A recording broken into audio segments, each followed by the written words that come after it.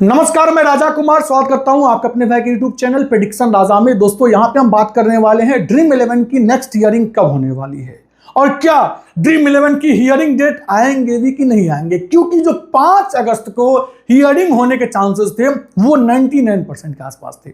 उसके बावजूद भी इसकी हियरिंग नहीं हुई। तो आगे क्या हो सकता है, क्या चीजें पॉसिबिलिटीज हैं कि ड्रीम 11 पे पेड कंटेस्ट आएंगे कि नहीं, और 5 अगस्त को एक दो क्या क्या चीजें हुई जो ये हमें बता रही हैं कि ड्रीम 11 पे पेड कंटेस्ट आएंगे। तो जरूर अगर सुप्रीम कोर्ट को फैंटेसी के अगेंस्ट में डिसीजन देना होता तो वो डिसीजन आ गया होता। अगर वो डिसीजन नहीं आया है तो क्यों नहीं आया है और कौन से वकील अब इस केस को देखने वाले हैं। जैसे कि आप लोगों ने टाइटल देखा होगा, टाइटल में मैंने एक चीज बताई है, ड्रीम 11 जो यहाँ पे नेक्स्ट हियरिंग होंगी इनकी, ये कब होंगी। ये जो है डेट, देखिए अभी ऑफिशियली कुछ इस डेट को लेकर कहा नहीं गया है। जैसे कि 5 अगस्त को ऑफिशियली डेट था, उस तरीके का इसको लेके ऑफिशियली डेट नहीं बताया गया, लेकिन एक्सपेक्टेड है कि इस दरमियान इसकी हियरिंग हो सकता है। उसके बाद ड्रीम 11 कम बैक न्यूज क्या है। देखिए आपको मैं बता दूं, सुप्रीम कोर्ट भी ये बात समझ रही है कि ड्रीम 11 कम बैक जबरदस्त तरीके से आने वाले टाइम में करेंगे, लेकिन किस तरीके से, इसको लेके मैं आपको इस वीडियो में बताने वाला हूं। इस वीडियो में मैं आपको बताऊंगा कि जो नोडल काउंसिल का क्या काम रहने वाला है इस केस में, क्या इंपैक्ट डालेंगे नोडल काउंसिल और वो क्या सबमिट करेंगे सुप्रीम कोर्ट के जज के पास। तो इस सब चीजों को लेकर हम बातें करेंगे, फाइनल हियरिंग डेट देखेंगे, फिर कम बैक अपडेट्स देखेंगे, उसके बाद जो है पेड कंटेस्ट को लेके मुझे क्या लग रहा है उसको लेके मैं बातें बताऊंगा। बस वीडियो को मैं बोलूंगा सबसे पहले आप लाइक कर दीजिए यूट्यूब चैनल प्रेडिक्शन राजा चैनल को। अगर आपने सब्सक्राइब नहीं किए हैं तो किस बात का देरी है, टाइम निकालिए फटाफट सब्सक्राइब कर लीजिए। और साथ में मैं आपको बता दूं, अगर आप ड्रीम 11 फ्री टीम्स पे अच्छा मुनाफा कमाना चाहते हो तो आप टेलीग्राम चैनल को भी ज्वाइन कर लीजिए। टेलीग्राम चैनल का लिंक आपको इसी वीडियो के सबसे टॉप कमेंट में देखने को मिल जाएगा, वहां पे क्लिक कीजिए और फटाफट टेलीग्राम चैनल से ज्वाइन होकर रख लीजिए। अब यहाँ पे आइए हम बात कर लेते हैं, आज मामले का अंतिम फैसला नहीं हुआ।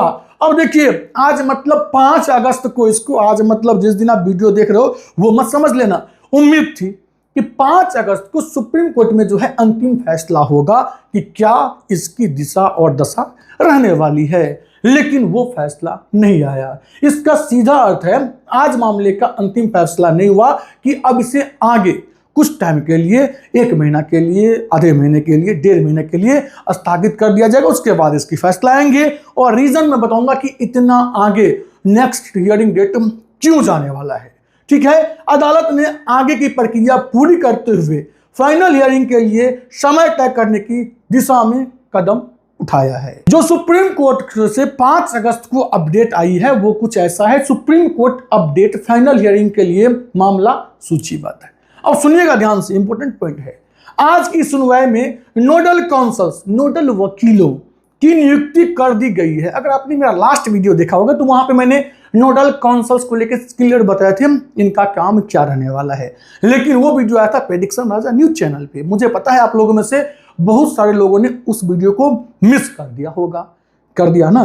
तो आइए थोड़ा सा हम रिवाइज कर लेते हैं कि आखिर नोडल वकीलों का जो है काम इस केस में क्या है। देखिए ये केस पेचीदा है, इसमें सब जानते हैं, आप भी जानते हैं, हम भी जानते हैं, केंद्र सरकार भी जानती है, सुप्रीम कोर्ट के जज भी जानते हैं कि भैया ये केस उतना आसान है जितना सब समझ रहे हैं।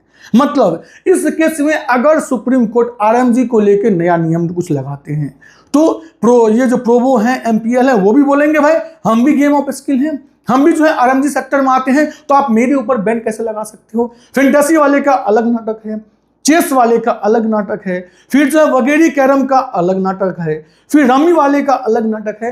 तो सुप्रीम कोर्ट एक जजमेंट तो पास नहीं कर सकती सबके लिए, तो सुप्रीम कोर्ट ने एक नोडल काउंसिल्स बनाए हैं। इसमें एक ये जो नोडल काउंसिल्स होते हैं ना, एक विशेष तरीके का वकील होते हैं जो दोनों साइड से, एक तो फैंटेसी के साइड से या हम ये बोलें कि आरएमजी साइड से देखेंगे केस को, और एक जो है देखेंगे सामने जो केंद्र सरकार के साइड से सॉलिसिटर जनरल है तुषार मेहता साहब, वो अपना जो है सारा का सारा ब्यौरा जो है सौंपेंगे इस नोडल काउंसिल्स के पास। फैंटेसी वाले भी सौंपेंगे, फैंटेसी बोले तो आरएमजी सेक्टर वाले, ठीक है, ये मत समझ लेना सिर्फ ड्रीम 11 वाले सौंपेंगे और बाकी वाले जो है वो नहीं सौंपेंगे, ठीक है। अब सुप्रीम कोर्ट में हर एक मतलब मान लो कि आरएमजी साइड का अलग वकील हैं, फिर वगेरी करम का अलग वकील हैं, फिर जो है रमी साइड के अलग वकील हैं। अब सब वकील को अलग अलग जजमेंट तो पास नहीं करेंगे। अब सारे वकील अपना स्टेटमेंट देंगे नोडल काउंसिल्स के पास। और जो विपक्ष बोले तो सरकार के साइड से जो केंद्र के साइड से इस केस को देख रहे हैं, वो भी अपना सारा का सारा स्टेटमेंट सौंपेंगे नोडल काउंसिल्स के पास। नोडल काउंसिल्स फिर फाइनल स्टेटमेंट तैयार करके जो है वो भेजेंगे चीफ जस्टिस ऑफ इंडिया के पास। अब यहाँ पे जो बड़ी बातें सामने आती हैं वो ये ध्यान रखिएगा, अब नोडल काउंसिल्स केस को किस तरीके से डील करते हैं, ये भी अपने आप में बहुत ज्यादा दिलचस्प रहने वाली है। अब ये केस में बहुत सारे लोग कह रहे हैं कि भैया गवर्नमेंट के फेवर में ही डिसीजन आना है। गवर्नमेंट के फेवर में ही अगर डिसीजन आना होता ना पीआर फैमिली, तो कब का आ गया होता। इस केस में जान है। ये जो फैंटेसी वाले जो अपना प्रॉपर जो है एक्सप्लेनेशन जो केस को लेके कर रहे हैं उसमें जान है। और एक जो बड़ी बातें सामने आई है, सुप्रीम कोर्ट के नजर के सामने रखी गई है, वो ये कि जब से फैंटेसी बंद हुआ है, उससे पहले भी थी, बट उसके बाद क्या हुआ है, हर एक 3 में से 1 बंदे जो है बेटिंग की दुनिया में शिफ्ट हो गए हैं। तो सुप्रीम कोर्ट में यह बात रखा गया कि 2000 प्लस, पहले भी ऑफशोर ऐप थे, ऐसा नहीं था पहले नहीं था, लेकिन जब से जो लीगल फैंटेसी ऐप थे वो जब से क्लोज हुआ है, तब से लगभग आप ये मान लो कि 2000 प्लस ऑफशोर ऐप चल रहे हैं। लगभग काउंटिंग में बोले तो 2067 से लेकर 2075 के बीच में लगभग, ठीक है। अब उन्हें जो है गवर्नमेंट कैसे बंद करेंगे, ये भी अपने आप में क्वेश्चन मार्क है। क्या गवर्नमेंट के पास कुछ ऐसा प्रावधान है जो इनके ऊपर रोक लगा सकती है? अगर नहीं तो भैया जब लीगल ऐप चल रहे थे, जो आपको जीएसटी दे रहे थे, जो आपको ढेर सारे टैक्स दे रहे थे, जो जहां पे लोगों का डॉक्यूमेंट सेफ था, उससे आपने क्लोज कर दी और 3 में से 1 लोग जो हैं ये ऑफशोर ऐप पे शिफ्ट हो गए हैं। लगभग फैंटेसी के 20 करोड़ के आसपास यूजर थे। अब वो समझ लो, अगर उसमें से हम मानते हैं कि वैसे हम 10 करोड़ भी एक्टिव यूजर होंगे, तो 3-3.5 करोड़ यूजर डाटा के अकॉर्डिंग जो है वो ऑफशोर ऐप पे शिफ्ट हो गए हैं। अब ना उनका पैसा सेफ है, ना उनका जो है डॉक्यूमेंट सेफ है। तो अब यही कह रहे हैं कि वो जो 2000 प्लस जो है ऑफशोर ऐप्स हैं, उसके ऊपर केंद्र सरकार क्या निर्णय लेने वाली है। फिर अब मामले को जो है फाइनल हियरिंग, अंतिम सुनवाई के लिए सूचीबद्ध करने का निर्देश दिया गया है। उम्मीद था कि 5 अगस्त को ही फाइनल हियरिंग होंगी, क्योंकि मैंने आपको ऑलरेडी बोल रखा है जब भी इस केस की हियरिंग होगी वो आप फाइनल हियरिंग मान के चलो। और अब नोडल काउंसिल्स का इंक्लूजन हो जाना अब तो तय हो गई, जब भी इसकी हियरिंग होगी फाइनली होंगी, ठीक है। संभावित सुनवाई अवधि, अब जो उम्मीदें की जा रही है, देखिए इससे पहले भी डेट आ सकता है, ठीक है। इससे बाद मुझे नहीं लगता कि इतना आगे केस खींचेंगे अब ये अब जल्दी सुनवाई होंगी, क्योंकि भैया ये जो बड़े बड़े लीग वगैरह आ रहे हैं डोमेस्टिक में, तो कोई डीपीएल हो या टीएनपीएल हो, यहाँ तो फ्रेंचाइजी ये स्पॉन्सरशिप मिल ही नहीं रहे हैं। पहले ड्रीम 11 थी ना, सभी जगह की स्पॉन्सरशिप ले लेती थी, एमपीएल ले लेती थी, फिर जो है ये विजन 11 ले लेते थे, तो ढेर सारे ऐप ढेर सारे स्पॉन्सर लेते थे। बट अब तो वो भी देखने को नहीं मिल रहा है, समझ रहे हो ना। तो अब मुझे लगता है कि सितंबर 2026 या फिर अक्टूबर के फर्स्ट वीक में आपको इसकी डेट लिस्टेड नजर आ जाएंगे। सटीक तारीख जो है वो जल्द अनाउंस कर दिया जाएगा। एग्जैक्ट डेट जो भी होंगे वो जल्द अनाउंस हो जाएंगे। और भैया सटीक तारीख हो, सटीक न्यूज हो, सटीक अपडेट्स हो, वो आपको यहाँ पे मिल जाएंगे। तो यूट्यूब चैनल ध्यान से सब्सक्राइब कर लीजिए। उसके बाद आगे की आधिकारिक सूची, कॉज लिस्ट जारी होते ही नई जानकारी उपलब्ध कराई जाएंगी। अब जैसे ही कॉज लिस्ट में एक केस जो है लिस्टेड हो जाएंगे तो मैं आपको अपडेट कर दूंगा। लेकिन अभी आप मान के चलो कि अगली हियरिंग फाइनल जजमेंट वाली हियरिंग होंगी। मतलब जैसे मान लो कि जस्ट एग्जांपल ये केस की अगली हियरिंग होती है 2 सितंबर को, जस्ट एग्जांपल बोल रहा हूं, तो आप ये मान लो कि 8-10 को इसकी जजमेंट आ जाएंगी। इस तरीके से जो है अब ये केस फास्टली वर्क करने वाली है। बाकी पीआर फैमिली, मैं समझ रहा हूं कि आप लोग जो कमेंट में बोलते हो कि राजा भाई हमारी जो इंडिया की कानून है वो सिर्फ खींचती रहती है, ये आप बिल्कुल गलत कह रहे हो। आपने हमारे इंडियन लॉ को सही से फिर रीड ही नहीं किया है। यहां देर से लेकिन दुरुस्त डिसीजन आएंगे, आप ये बात तय मान लो। कुछ लोगों का ये भी अटकलें होती है। मैं तो ये कमेंट ढेर सारा देखता हूं, लगभग 10 में से 4 भाई का ये कॉमन कमेंट्स जो है वो रहते हैं कि भाई सुप्रीम कोर्ट वही बोलेगा जो गवर्नमेंट बोलेंगे। इसको लेके मैंने 2-3 वीडियो में बोल रखा है। तो मुझे बार बार एक चीज बोलना सही नहीं लगता है कि आपको पहले पावर ऑफ सुप्रीम कोर्ट जानना होगा। अगर आप ये बात जान जाते तो आप ये कमेंट कतई नहीं करते कि सुप्रीम कोर्ट वही करेगा जो गवर्नमेंट करेगी। तो एक बार आप जो है सुप्रीम कोर्ट का पावर को समझ लीजिए। अगर समझ जाइएगा तो फिर गवर्नमेंट उसके सामने क्या है नहीं है आपको समझ में आ जाएगा।